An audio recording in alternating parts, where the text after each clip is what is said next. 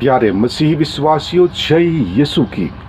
और प्रतिदिन के बाइबल पाठ एवं चिंतन में आपका स्वागत है। आज का पहला पाठ नबी शामुएल के पहले ग्रंथ अध्याय 8 पद संख्या 4 से 7 और 10 से 22 तक से लिया गया है। इस्राएल के सब नेता इकट्ठे हो गए, रामा में शामुएल के पास आए। उन्होंने उससे कहा, आप बूढ़े हो गए हैं और आपके पुत्र आपके मार्ग का अनुसरण नहीं करते, इसलिए आप हमारे लिए एक राजा नियुक्त करें जो हम पर शासन करें, जैसा कि सब राष्ट्रों में होता है।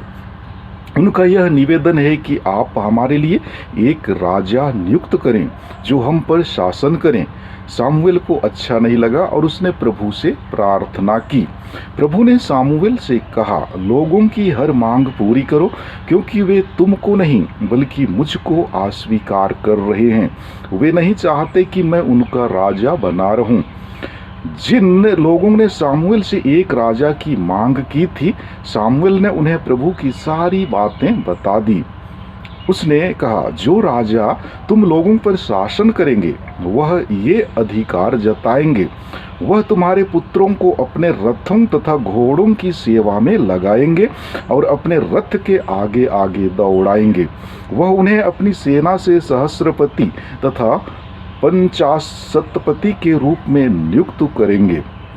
उनसे अपने खेत जुतवाएंगे, अपनी फसल कटवाएंगे और हथियार तथा युद्ध रथों का सामान बनवाएंगे।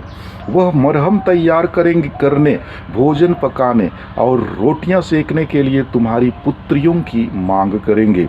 वह तुम्हारे सर्वोत्तम खेत, दाख बारियों और जैतून के बाग तुमसे छीनकर अपने सेवकों को प्रदान करेंगे। वह तुम्हारी फसल और दाख बारियों की उपज का 10 लेंगे और उसे अपने दाख बारियों तथा सेवकों को दे देंगे।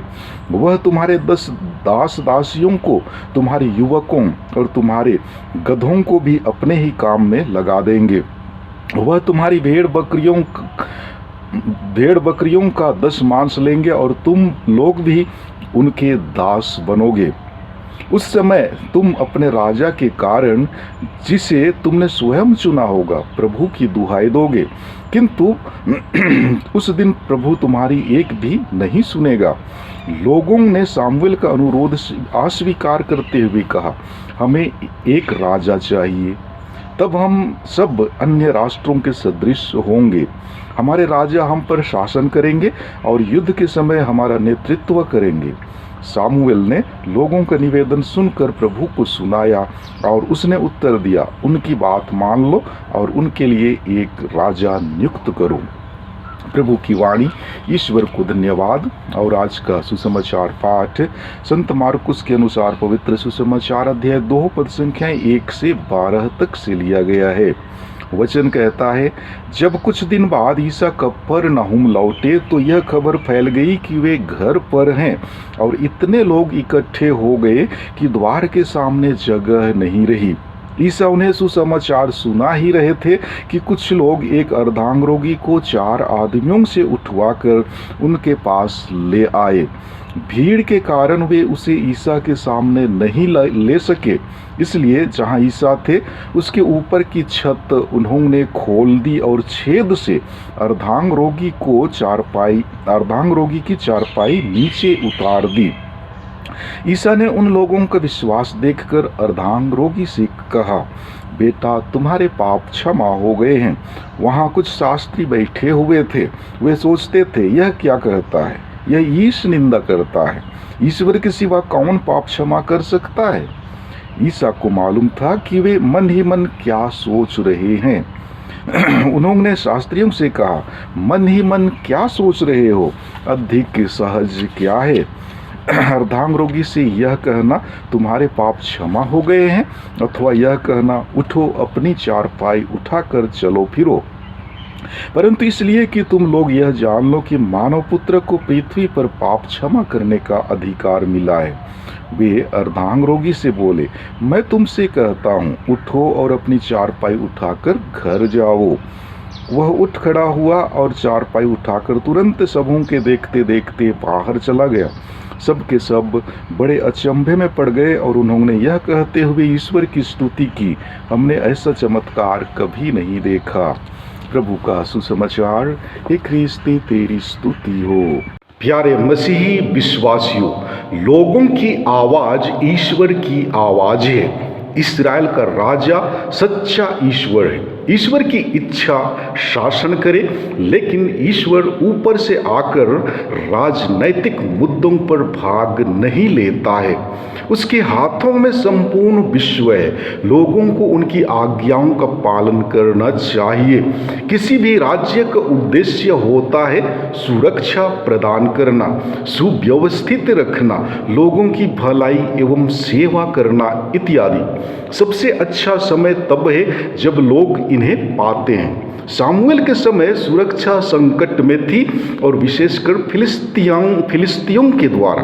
वे देखते हैं कि उनके पड़ोसी धन संपत्ति से ज्यादा संपन्न तथा राज्य में नियम ज्यादा व्यवस्थित है, तो वे सोचते हैं कि काश उनका कोई राजा होता जो अच्छा प्रशासन की व्यवस्था करता।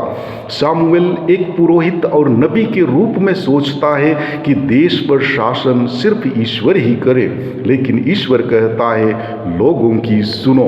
और सुसमाचार पाठ से हमें ज्ञात होता है कि यीशु ने अपने अधिकार और अपनी शक्ति को न केवल अपने उपदेश और चमत्कार में दिखाया, लेकिन पापों की क्षमा में भी। एक धर्मी व्यक्ति मानता है कि बीमारी लोगों के लिए अच्छी है, जिन्हें ईश्वर अपने समीप लेकर आना चाहता है। दुख कई लोगों के लिए कृपा का कारण हो सकती है, मुक्ति के लिए सहायक सिद्ध हो सकता है। ईसा अपने इर्द गिर्द के लोगों के मन को जानता है। उन्हें पता चला कि लोगों ने क्या सोचा जब उसने कहा तुम्हारे पाप क्षमा हुए। जी हाँ, वह अर्धांग रोगी अपने बीते हुए पापों में डूबा हुआ था। वह अपने बीते पापों को क्षमा ही नहीं कर पा रहा था, इसलिए तो वह अपने जीवन में प्रगति नहीं कर पा रहा था। ठीक उसी प्रकार हम भी बीते हुए पापों के लिए शर्म से अपना स्वाभिमान खो बैठते हैं, और इसलिए हमें समाज में भी यह देखने को मिलता है। जो दोषी करार दिए जाते हैं वे समाज में अपनी गलती के उजागर होने के भय से आना नहीं चाहते हैं।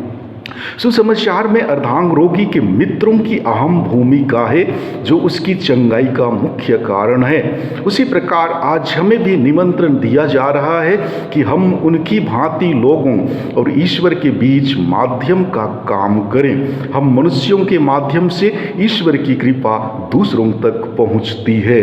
मनन करें और आज अपने आस पड़ोस के लोगों को देखें, कहीं लोग बेसहारा तो नहीं है जो अपने बीते समय से परेशान होकर कलीसिया में सम्मिलित होने से कतराते हैं। हम प्रार्थना करें कि ऐसे लोग ईश्वर की कृपा से सच्चाई के मार्ग पर अपना कदम बढ़ाएं।